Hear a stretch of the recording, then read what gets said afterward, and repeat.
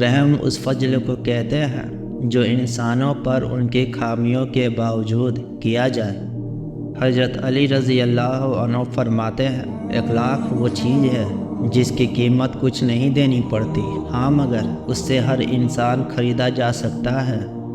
واصف علی واصف فرماتے ہیں، اگر آپ کو مسجد بنانے کی ہمت نہیں، نماز کی تو ہے، وہ تو پڑھ لیں۔ نیند آ جائے تو خوشی بھی ختم ہو جاتی ہے اور غم بھی ختم ہو جاتا ہے۔ ماں چاہے جیسی بھی ہو، وہ آپ کی آخرت ہے۔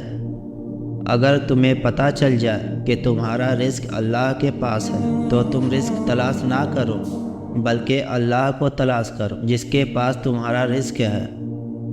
گناہ کو برا سمجھو لیکن گناہگار کو برا نہ سمجھو۔ غموں کو چھپانا اپنے ساتھ احسان کرنا ہے۔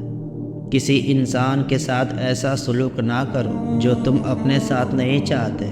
ہم نے جن لوگوں کو اپنی موت کا غم دے کر جانا ہے، کیوں نہ زندگی ہی میں انہیں کوئی خوشی دے جائے۔ دولت زندگی کے لیے ہے لیکن آج کی زندگی صرف دولت کے لیے ہے۔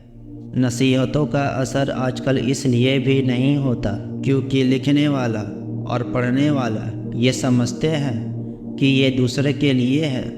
نوح علیہ السلام کا بیٹا جہنم میں، ابراہیم علیہ السلام کے والد جہنم میں، لوط علیہ السلام کی بیوی جہنم میں اور فرعون کی بیوی جنت میں۔ کون کس کا کیا لگتا ہے؟ اللہ تعالیٰ کو اس کی کوئی پرواہ نہیں۔ اس کے یہاں صرف شرک سے پاک ایمان کی قدر ہے۔